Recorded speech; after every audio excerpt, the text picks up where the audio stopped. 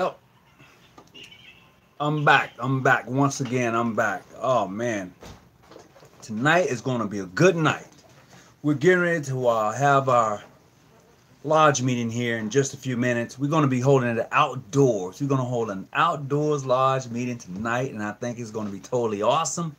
It's something that we've done before, but it's been a while. I think this is going to be our third time holding our outdoors meeting, and man, I'm totally looking forward to it. And it's going to be something different. I think what I want to do is probably go live right before we do it. So I got to get the permission from the officers to do that. Hey, good evening, everyone that's popping on right now. So today, man, I've been reading some of the things people have been saying. They say I talk a lot of trash. I don't know what I'm talking about. Who am I to speak about Mason? You're clandestine. What else? They say so much. But you know what? That's all good. That means that I got your attention, and I want your attention for particular reasons. And one is that along this journey in life, the best thing we can do is start to respect each other, regardless of who we are. And I say that because in this struggle, in this thing we call life, nobody gets anywhere by themselves. I hear people all the time, I did it by myself. No, you didn't do anything by yourself. Everybody helps someone to get somewhere in life. In this thing we call Masonry, find those individuals that will give us that helping hand, that will raise us up, that will pull us up, that will straighten us up and help us to become better men, and then they help us to become successful in life. If the lodge that you're in, and I've said it before, if that lodge and those brothers in that lodge are not looking out for the best interest in you and helping you to become successful, that's the wrong lodge.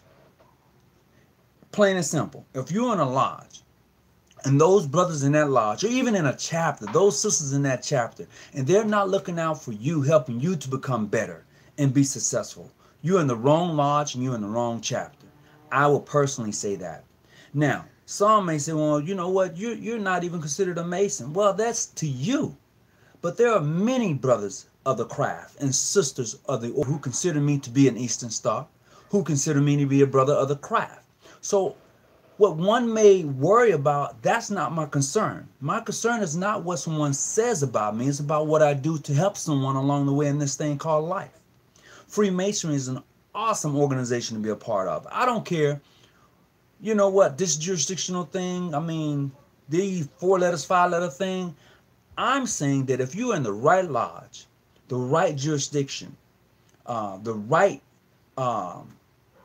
grant, whatever, if you're in the right place for you, that's where you need to be. If you're in the right place for you, that's where you need to be. If that organization, those brothers are looking out for your best interests, your family, your wife, if they're doing that, those are the workings of a Freemason. I go out of town and I have brothers calling, hey, Miss Hawkins, do you need anything? I likes that. That's what a brother should do. When and a sister too. So people can talk all the noise they want to, and that's fine and well. But I tell you what, I'm gonna keep moving forward. I'm gonna keep pressing the mark, because if we don't stand up for ourselves, if we don't do for us, if we don't do for who we claim to be, then you're just in the wrong place. If you think that this is a club, you hanging with your boys, you're in the wrong spot. This organization is built for men. Yes, I know that there are Freemasons. I know that. I'm cool with that. Oh yeah, I'm totally cool with that. But I'm talking specifically in regards to my jurisdictions, and there may be other jurisdictions, exclusively men. And I say that because in this thing we call Freemasonry, if you are into the esoteric, if you're into esoteric, it's all great. I've learned a lot from female Masons, just listening to them explain that thing, because they're on a whole nother level. I have brothers that are in co-ed Freemasonry. Uh, I enjoy all of those conversations. But to you brothers who walk around and tries to divide and claim that you are better than other brothers because of your jurisdiction, I'm talking to you. You know what? That's sad, because Masonry is bigger than that. And you as a Mason, and you understanding those principles of brotherly love, relief, and truth, should try to apply that. You should take your working tools and apply them, and stop trying to divide and try to shame other brothers because they're not part of your jurisdiction. Masonry is bigger than that. I've learned that in my travels. I've learned that where I do things at, people don't necessarily do those same things. The lodge may be even open. The Bible is even open on a different scripture, and they may not even have the Bible on the altar when you go there. Dig that. Sprite. So it's a beautiful thing when you're able to go and see for yourself other jurisdictions and how they practice Masonry. How the Hispanic brothers, how the brothers from Haiti, how the brothers from other parts of the world practice Masonry, because it's different. The United States alone do not own Masonry. The Grand Lodge of England do not own Masonry. Masonry is bigger than that. And I would say when you begin to see that and understand that, you yourself who are Masons will begin to enjoy Freemasons or Freemasonry.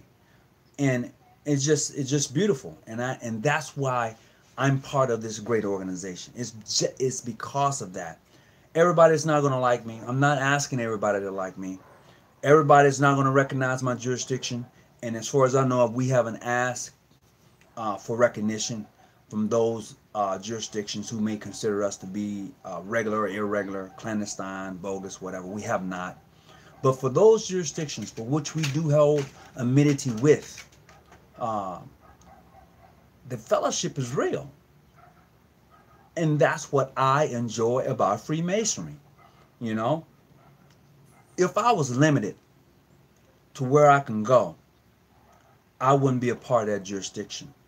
And I say that because a brother told me one time, Brother Hawkins, yeah, you can't come visit my lodge. I said, yeah, but you can come visit mine.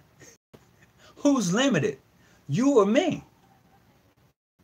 And that's the thing you have to consider when you're joining these lodges. And don't let nobody fool you. Talking about, oh, your lodge is fake. Your jurisdiction is fake.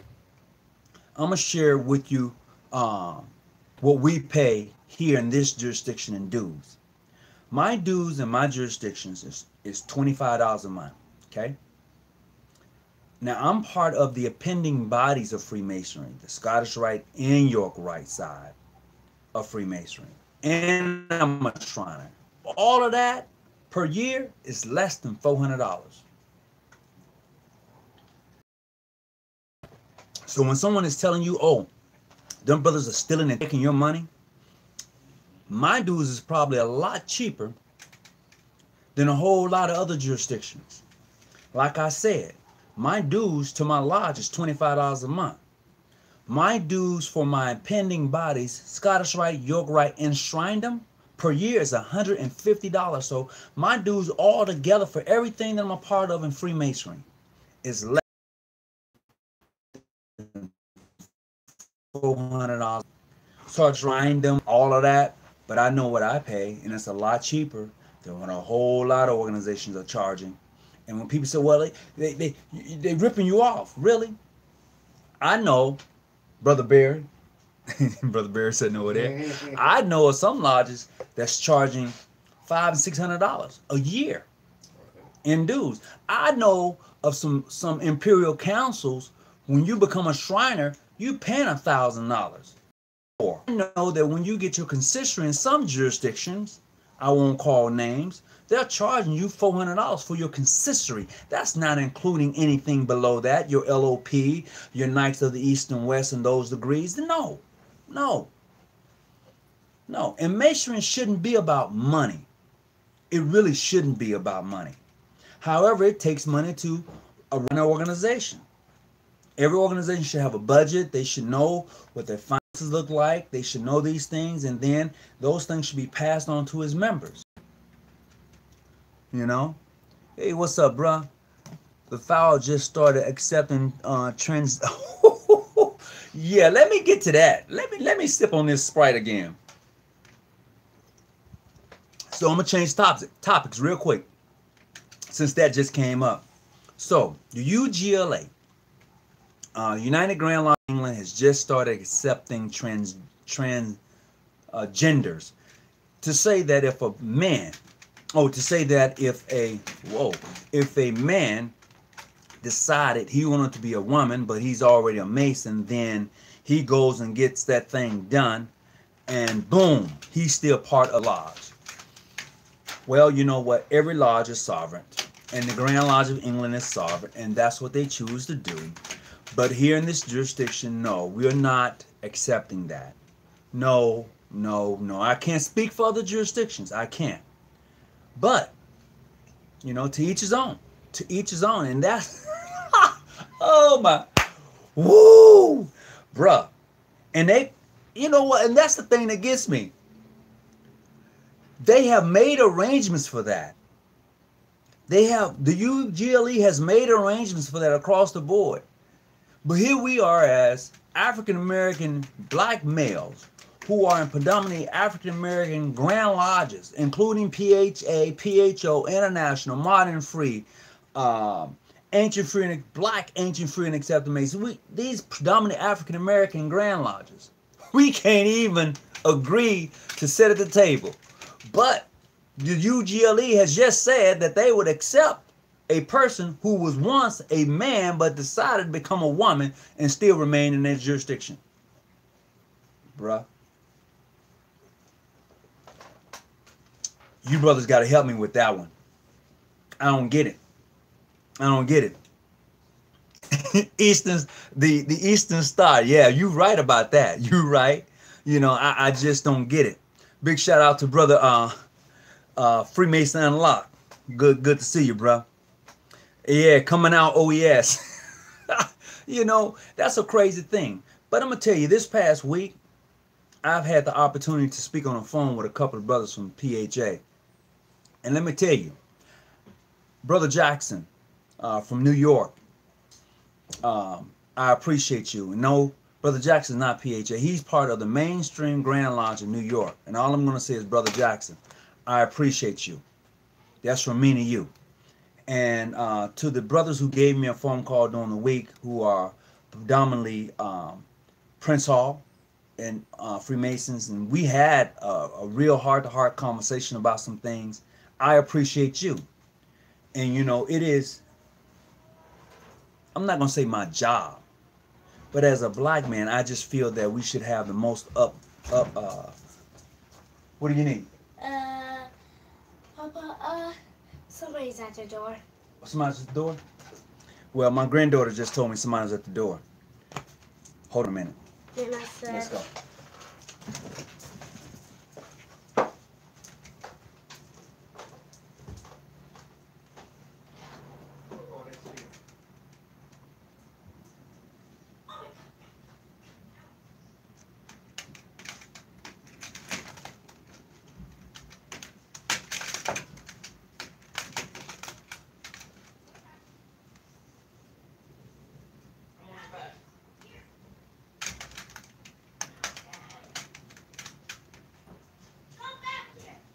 Come on, Rocky.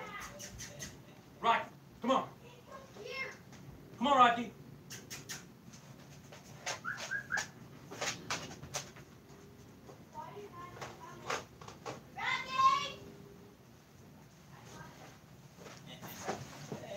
Hey, so look, here, I'm back. But you know what, guys? I'm going to have to cut this short, man. I got the brothers coming over. I got to go changed up. And we finna put in some work. And it is my objective to come back later. Hey, you dressed up. Did you bring your extra change of clothes? Yeah. You did? All right, come on in. Man, bruh. I'm going to have to leave y'all tonight for a minute. I'm going to have to come back at a later time. I got some brothers over. We're about to get started. And I'm about to peace out, bruh. Sorry about that.